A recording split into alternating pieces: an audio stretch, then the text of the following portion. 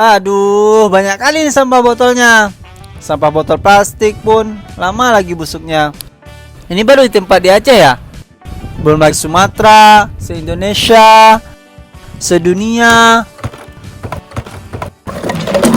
Aduh, gimana ini?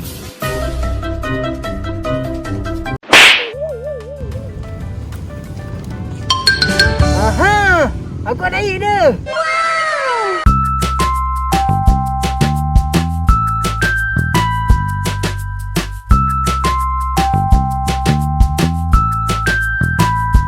Upaya daur ulang sampah menjadi hal yang sangat mungkin dilakukan untuk membantu mengurangi tumpukan sampah botol plastik.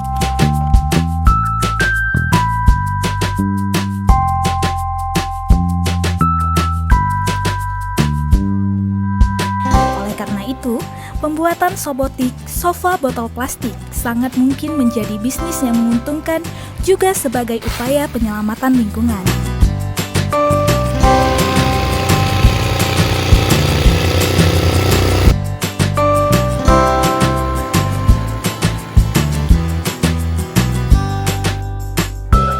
Pemanfaatan botol plastik sebagai bahan baku tentu dapat menekan biaya produksi.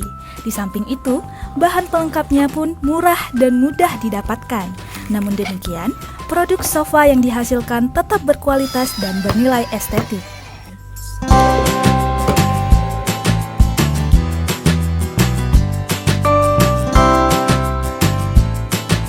Nah, bisnis itu mudah bukan?